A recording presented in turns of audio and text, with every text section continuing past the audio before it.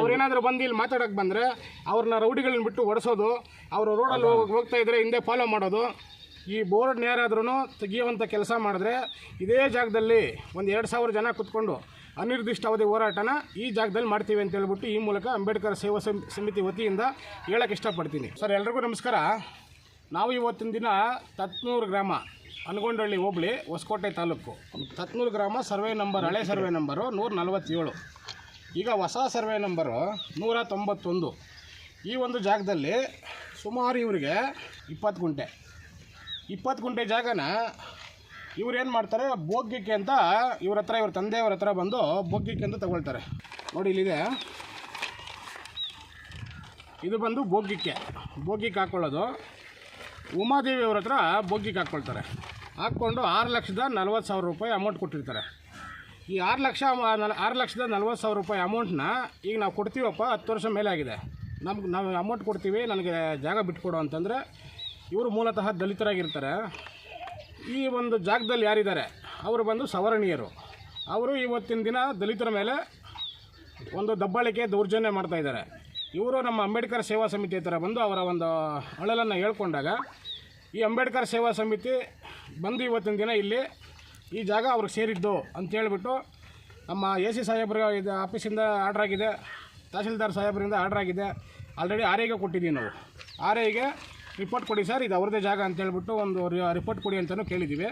ಅವರು ಸೋಮವಾರ ಇಲ್ಲ ಅಂತಂದರೆ ಮಂಗಳವಾರದೊಳಗಡೆ ರಿಪೋರ್ಟ್ ಕೊಡ್ತಾರೆ. ಅದನ್ನು ತೊಗೊಂಡು ನಾವು ತಹಸೀಲ್ದಾರ್ ಅವ್ರಿಗೆ ಕೊಟ್ಟರೆ ಪೊಲೀಸವ್ರು ಸಮೇತ ಬಂದು ಈ ಜಾಗನ ಪೊಸಿಷನ್ ಬಿಡಿಸ್ಕೊಡ್ತೀವಿ ಅಂತ ತಹಸೀಲ್ದಾರ್ ಸಾಹೇಬರು ಹೇಳಿದ್ದಾರೆ ಖುದ್ದಾಗಿ. ನೋಡಪ್ಪ, ಅದೇನೋ RI ಕಡೆಯಿಂದ ರಿಪೋರ್ಟ್ ಬರಲಿ, ಬಂದ ತಕ್ಷಣ ನಾನು ಬಂದು ಜಾಗ ಬಿಡಿಸ್ಕೊಡ್ತೀನಿ ನಿಮಗೆ ಅಂತ ಹೇಳಿದ್ದಾರೆ. ಇವತ್ತಿನ ದಿನ ನಾವು ಯಾವ ಇದರಲ್ಲಿದ್ದೀವಿ, ಈ ದಲಿತರ ಮೇಲೆ ಇನ್ನೂ ದಬ್ಬಾಳಿಕೆಗಳು ಮಾಡ್ತಾನೆ ಇರ್ತಾರೆ. ನೋಡ್ತಾನೆ ಇದ್ದೀವಿ. ನಮ್ಮ ಸಂಘಟನೆಯಲ್ಲಿ ಸುಮಾರು 10,000 ಕೇಸ್ಗಳು ನಾವು ಮಾಡ್ತಾ ಇರೋದು. 10,000 ಕೇಸ್ಗಳಲ್ಲಿ ಒಂದು 90% ನಮ್ಮ ದಲಿತರದೇ ಆಗಿದೆ. ನಾವು ಬರೀ ದಲಿತರದ್ದು ಮಾತ್ರ ನಾವು ತಗೊಂಡು ನಾವು ಅವರ ಹೋರಾಟ ಮಾಡಲ್ಲ. ಎಲ್ಲ ಜಾತಿ ಜನಾಂಗಗಳಿಗೂ ಈ ಒಂದು ಅಂಬೇಡ್ಕರ್ ಸೇವಾ ಸಮಿತಿ ಅವ್ರ ಹಿಂದೆಗಡೆ ನಿಂತ್ಕೊಂಡು ಎಲ್ಲ ಜಾತಿ ಜನಾಂಗಕ್ಕೂ ನಾವು ಹೋರಾಟ ಮಾಡ್ಕೊಂಡು ಬರ್ತಾಯಿದ್ರು ಇವತ್ತು ನಿಲ್ತಾ ಇಲ್ಲ. ನಮ್ಮ ದಲಿತರ ಮೇಲೆ ಮಾಡ್ತಕ್ಕಂತಹ ಈ ಒಂದು ದೌರ್ಜನ್ಯ, ದಬ್ಬಾಳಿಕೆಗಳು ನಿಲ್ತಾನೇ ಇಲ್ಲ. ಇದು ಇವತ್ತಿಗೆ ಕಡೆ ಆಗಬೇಕು. ಯಾರಾದರೂ ಇವತ್ತಿಲ್ಲಿ ಬೋರ್ಡ್ ಹಾಕಿದ್ದಾರೆ, ಈ ಬೋರ್ಡ್ನ ಯಾರಾದ್ರೂ ತೆಗಿಯುವಂಥ ಕೆಲಸ ಮಾಡಿದ್ರೆ ಇದೇ ಜಾಗದಲ್ಲಿ ಒಂದು 2,000 ಜನ ಕೂತ್ಕೊಂಡು ಅನಿರ್ದಿಷ್ಟಾವಧಿ ಹೋರಾಟನ ಈ ಜಾಗದಲ್ಲಿ ಮಾಡ್ತೀವಿ ಅಂತ ಹೇಳ್ಬಿಟ್ಟು ಈ ಮೂಲಕ ಅಂಬೇಡ್ಕರ್ ಸೇವಾ ಸಮಿತಿ ವತಿಯಿಂದ ಹೇಳಕ್ಕೆ ಇಷ್ಟಪಡ್ತೀನಿ.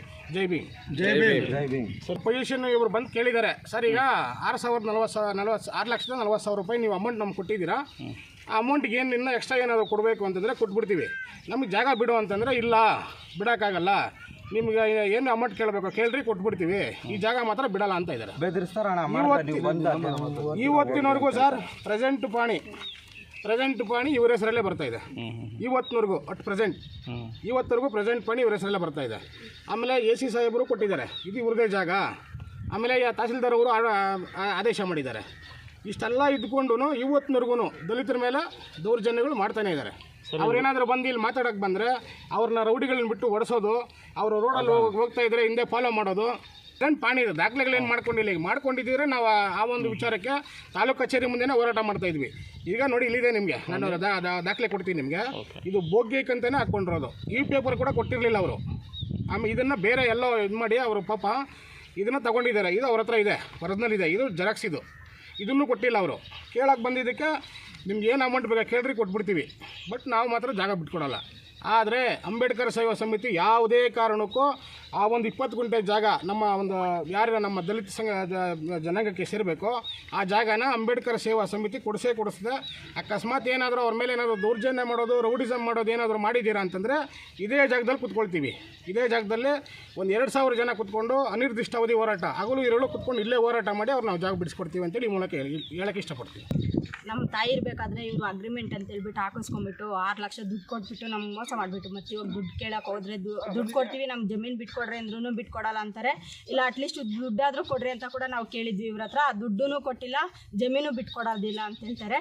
ಮತ್ತು ನಾವೇನಾದರೂ ಮಾತಾಡೋಕ್ಕೆ ಬಂದರೆ ನಮ್ಮ ಮೇಲೆ ರೌಡಿಸಮ್ ಮಾಡೋದು, ಅಲ್ಲಿ ಇಲ್ಲಿ ರೋಡ್ಗಳಲ್ಲೆಲ್ಲನೂ ಇದು ಮಾಡೋದು, ಮಿಸ್ಬಿಹೇವ್ ಮಾಡೋದು, ಆ ಥರ ಎಲ್ಲ ಮಾಡ್ತಾರೆ ಇವರು.